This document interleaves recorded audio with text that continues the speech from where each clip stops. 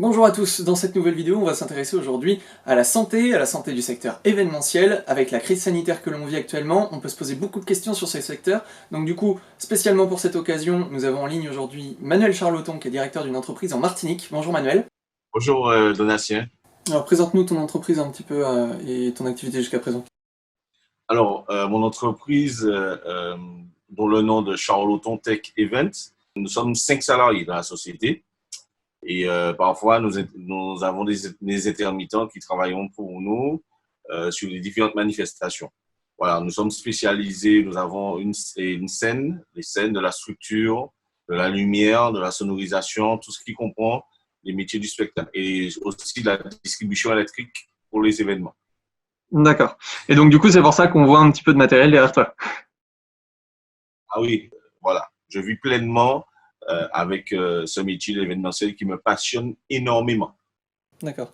Avec la crise sanitaire, comment ton activité a été impactée est-ce que tu as été impacté avant même le début du confinement quels ont été les différents éléments déclencheurs pour ton entreprise?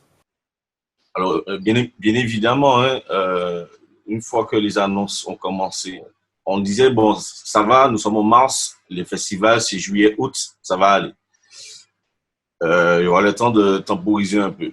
C'est qu'après, quand c'est descendu à 1000 personnes, là, c'était déjà une autre affaire. Et quand c'est descendu à 100 personnes, alors là, c'était plus compliqué. Mais c'est vrai que avant le confinement, j'avais déjà des clients qui ne voulaient pas prendre de risques, qui ont annulé certains événements, des salons, des foires qui se passaient au mois de mai. Au fur et à mesure, les jours avançaient. Avant le confinement, on voyait que tout était mis à l'eau, quoi. Ouais. Et là, du coup, depuis le début du confinement, tu es à l'arrêt total ou tu en profites pour faire des tâches de fond comment tu fais du coup pour t'organiser? Alors, je suis à l'arrêt total. J'ai un dépôt qui est à côté de chez moi. Euh, j'ai une partie en bas de la maison où je stocke une part du matériel le plus fragile. Et on est vraiment à l'arrêt. À l'arrêt, bon, je suis en discussion avec quelques clients qui attendent la fin du confinement, mais nous savons qu'il n'y a pas beaucoup il n'y a pas beaucoup de possibilités de travail sur après le 11 mai. Et nous avons cette difficulté de, de ne pas savoir, parce qu'il y a aussi des décisions qui vont se prendre le 2 juin, et cette date-là aussi, nous ne savons pas. Bon, il y a des choses qui sont actées, que nous savons que jusqu'à septembre, pas plus de 5000 personnes sur les manifestations. Alors, bien entendu, les festivals d'été, il ne faut pas y compter. Alors, pour nous aussi, alors nous, chez nous, c'est pas l'été, on va dire ça comme ça, puisqu'on n'a pas d'été, on n'a pas de saison. Nous, on appelle les festivals des vacances. On est vraiment dans l'incertitude et voilà. Et concernant mes salariés, bien entendu, parce qu'ils sont en CDI dans la société, j'ai dû les mettre en chômage partiel. C'est la procédure pour pouvoir les garder et garantir leur salaire euh, pendant cette période. Ouais. Oui, parce il faut bien préciser à tous ceux qui nous regardent que toutes les informations et toutes les consignes qui ont été données par l'État est valable en France métropolitaine, mais aussi pour toute l'outre-mer, dont la Martinique. Oui, alors effectivement, tout ce qui concerne la France, bien entendu, ça concerne les Outre-mer, puisqu'on est un département à part entière de la France. Et tout ça pour dire, bon, c'est vrai que je suis en étroite collaboration avec ma comptable qui fait toutes les démarches, tout ce qu'il faut, parce que aussi nous avons la collectivité unique en Martinique qui propose des solutions, des subventions, et nous faisons toutes les démarches administratives pour que la société puisse se tenir, quoi, parce que on sait bien que même aux Outre-mer, nous sommes assez fragiles économiquement dans la mesure que nous ne sommes que des PME. Hein. Il y a très peu de grandes entreprises et dans le métier du spectacle, nous sommes très peu nombreux à pouvoir réaliser de gros événements. Comment tu sens l'activité économique à venir pour le secteur là, à la fin de cette crise? Toi, comment tu penses que ça va tourner? Alors, effectivement, je discute avec certains acteurs économiques, des organisateurs d'événements. C'est vrai qu'on a cette grosse interrogation. On regarde à tâtons avec le public pour savoir s'ils sont d'accord pour pouvoir sortir euh, sur les événements à venir, comment organiser les choses. Aussi avec les collectivités, puisque je travaille aussi avec certaines mairies qui n'ont pas, il y a des événements qui n'ont pas annulé. D'accord? Ils ont dit, ils auraient bien aimé reporter parce qu'ils veulent quand même soutenir l'économie des sociétés. Parce que c'est quand même, ce sera difficile de perdre des sociétés et pour pouvoir réaliser aussi des événements que eux et qui n'ont pas le matériel pour ça. Et pour pouvoir nous soutenir, ils essaient d'organiser après cette période de crise, hein, bien entendu. Je pense que d'ici septembre, les choses vont reprendre. Alors, il est vrai qu'en Martinique, en septembre, il n'y a pas beaucoup d'événements dus à la rentrée des classes. Moi, je pense plus au mois d'octobre, parce que le mois d'octobre est propice à plus d'événements. Je pense qu'il y aura un redémarrage au vu du mois d'octobre. Et après, novembre, et ainsi de suite. Bien entendu, hein, si les choses se passent de ce virus, mais mieux c'est géré et plus on va reprendre tôt dans notre activité.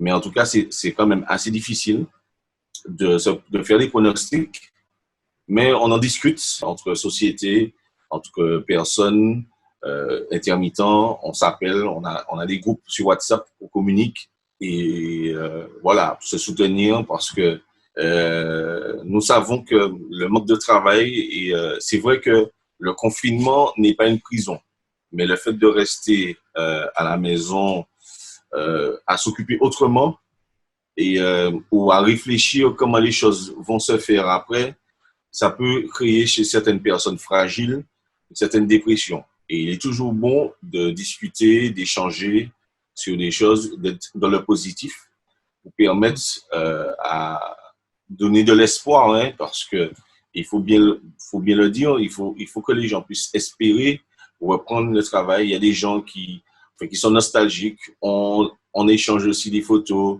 On se soutient mutuellement pour pouvoir mieux tenir dans cette situation inédite, hein, parce qu'elle est inédite. Jamais on a connu et jamais nos parents ont connu ce type de situation. Mais en tout cas, ce sera déjà quelque chose à marquer dans les livres d'histoire. Hein.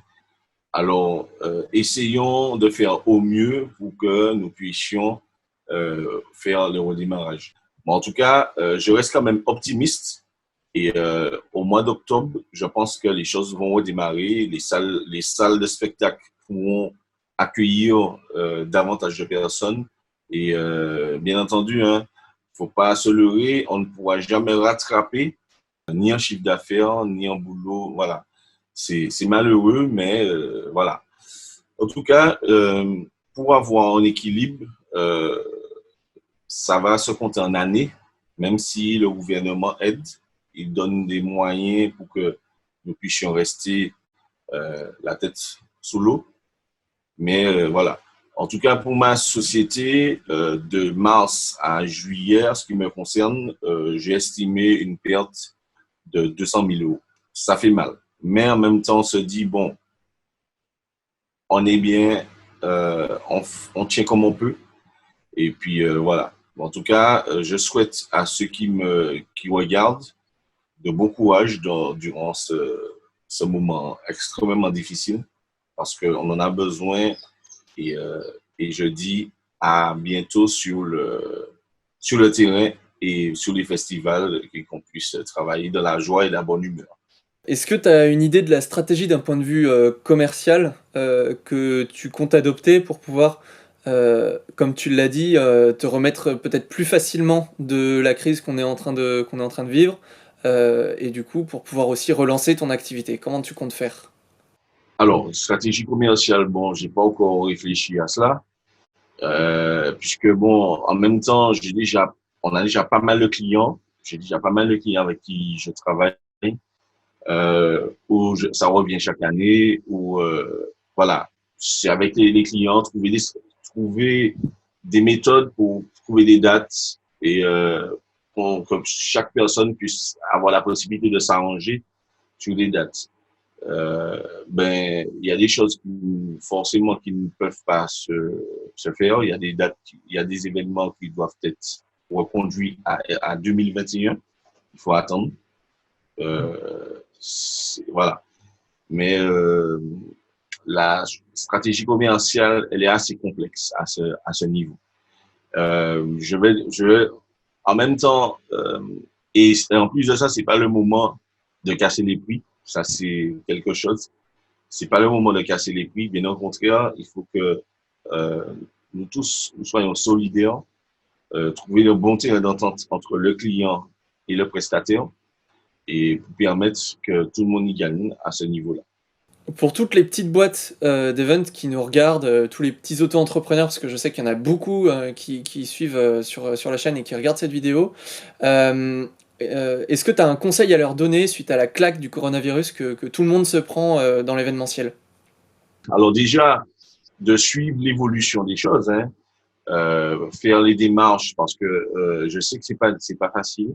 Bon, moi, en ayant une société, j'ai quand même une comptable qui suit un petit peu les choses et je délaisse un petit peu pour la comptable la partie administrative purement au niveau des dossiers, voilà, des subventions, des prêts, voilà, il y a la possibilité d'avoir des prêts garantis par l'État, même si, encore une fois, c'est un prêt, mais pour les auto-entrepreneurs, faites de façon pour que déjà le gouvernement met en place ce montant de 1500 qui bien entendu qui n'est pas qui n'est pas suffisant par rapport à la masse d'activité et le montant des charges. Mais en tout cas, il y a des mesures, il y a des mesures que le gouvernement a mis en place pour que puisse exonérer aussi des charges, hein. Faire les courriers, faire les emails, envoyer les emails au niveau de votre région, sécurité sociale et tout ça. Il y a une association de plusieurs groupements de métiers du spectacle qui ont demandé, au lieu du report des charges sociales et fiscales, eh ben, d'annuler carrément, puisque bon, ben, on a zéro entrée d'activité. C'est pas que nous ne voulons pas travailler, nous, nous sommes obligés d'être à l'arrêt. Ça, c'est clair. On était obligés d'être à l'arrêt. On n'a pas voulu de cela, mais comme chacun doit prendre ses responsabilités, ben, nous faisons, avec certaines sociétés, une remontée au niveau du ministère pour permettre de supprimer carrément les charges qui étaient prévues qui sont prévues pendant ces moments-là. Voilà. Mais en tout cas, comme les événements sont annulés enfin, on va dire les gros événements qui permettent d'avoir de l'activité jusqu'à septembre, eh ben, ce serait bien d'annuler tout cela. Et il y a aussi sorti un document, c'est un barème, le barème de l'événementiel. C'est un barème qui permet de voir l'impact de cette situation par rapport à l'événementiel. Et, euh, et l'impact est très, très important parce que nous sommes les métiers les plus touchés. Nous sommes les métiers les plus touchés puisque ça concerne directement par rapport au nombre au rassemblement que nous avons. Mais en tout cas, moi, je dis quand même bon courage à tous ceux qui sont dans ce métier. Ne perdez pas cette passion que vous avez parce que au-delà que c'est un métier, je pense que pour beaucoup, c'est une passion avant tout. Je dis à tout le monde bon courage parce que c'est difficile pour tout le monde. Voilà. Merci beaucoup Manuel d'avoir accepté notre invitation. OK, merci.